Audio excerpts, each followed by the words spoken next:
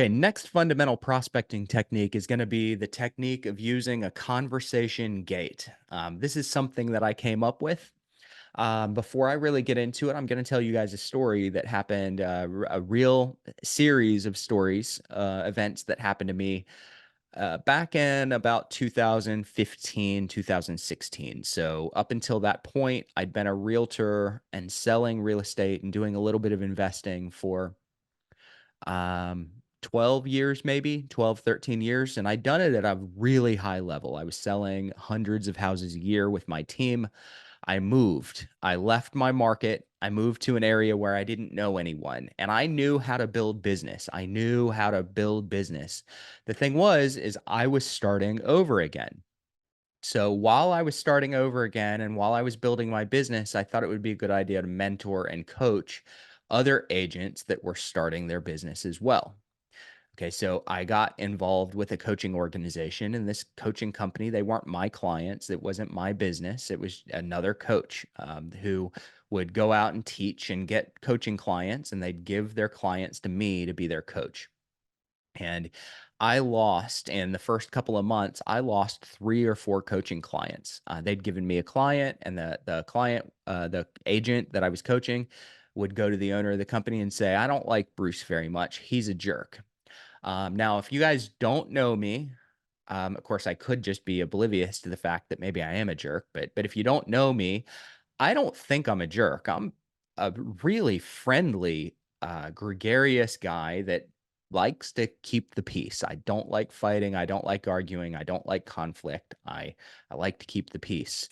But I had had real estate coaches in the past who were absolute they were bullies, they were jerks. They would say things to me that would hurt my feelings, and it would cause me to take action. And because it caused me to take action, I thought that saying harsh things to people that I was coaching would cause them to take action. And it really had the opposite effect with many of my clients. It caused them to want to leave me. And they'd say, "Bruce told me I was lazy. Bruce told me that I wasn't going to hit my goals. Bruce told me this. Bruce told me that I needed to get off my butt and do something." Okay. Things like that. And they'd quit. So the owner of the coaching company, we were exploring this and trying to figure it out. And she said, "Next time you're going to hold someone accountable and call them out for negative behavior, try this." She said, "Try to say, 'Hey, can I have your permission to be direct? Can I have your permission to be direct?' And then when they say yes, now call them out." Okay. And I started doing that. And I had to do that a lot. I've coached many, many hundreds, thousands of agents and investors since then, and ISAs since then. And I haven't had anyone since that point that I've called out ask to quit or say that I was a jerk. Why? Because they gave me permission. So, permission in a conversation is what I call a conversation gate. Okay, story number two, to give you guys an even better analogy of this, is I grew up from the time I was born until I was 18, went to college on a farm. Okay. My parents had about 100, have about 100 acres, something like that. It's land. It's in the mountains, so it's not farmland for growing crops and agriculture.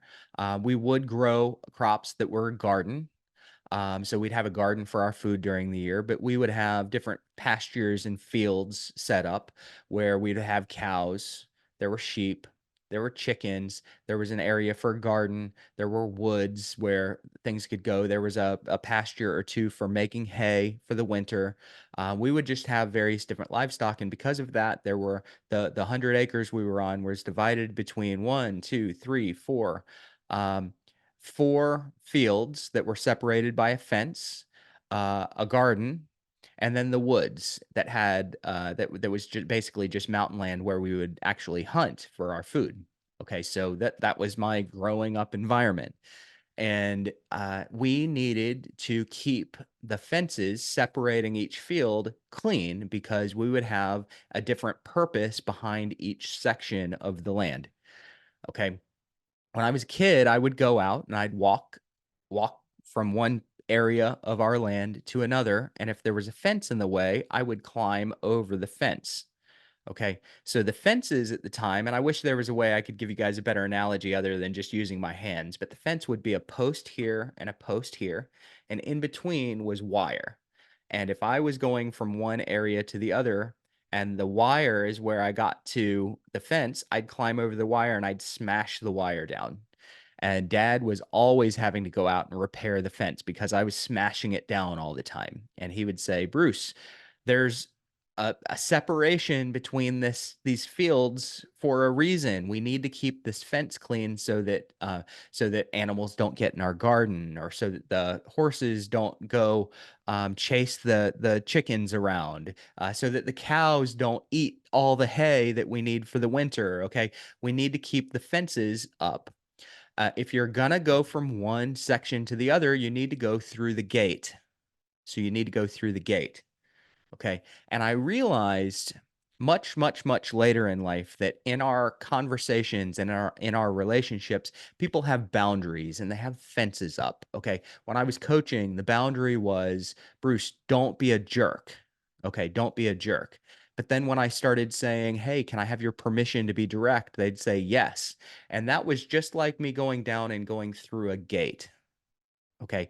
They gave me permission, which is a gate. Instead of just walking up and climbing over the fence and smashing it down by saying what I wanted to say, I could get their permission first, which was a gate. It was an open invitation to move to another portion of our relationship or another portion of our call.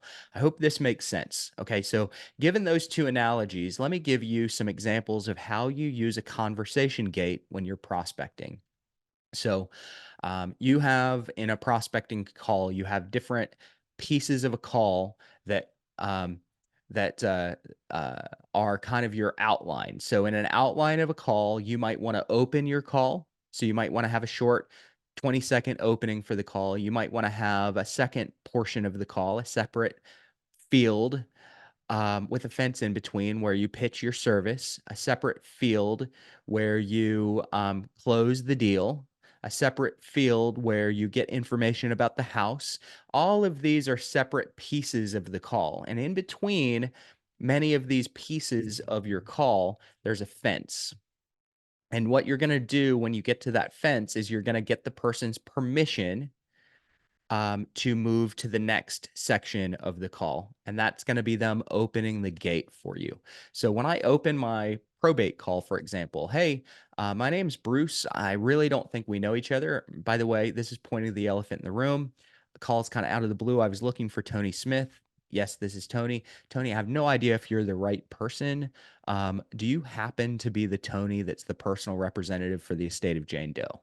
Yes. Tony, I don't know if this is relevant to you. Here's a gate. Could I take a fast second to tell you what this call is about? So I need to get to my pitch, my presentation. But instead of just saying, I do this, and this, and Tony hangs up on me, I need to get his permission to go to the next phase. So that's your conversation gate. All right.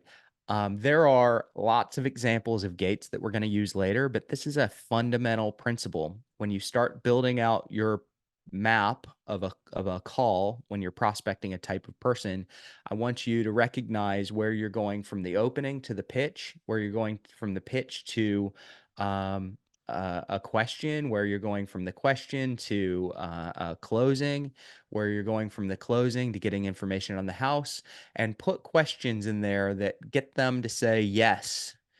You can tell me that. Yes, you can mention that. Yes, we can talk about this. All of those are gates, and they're going to keep your conversations good and open and help you build rapport.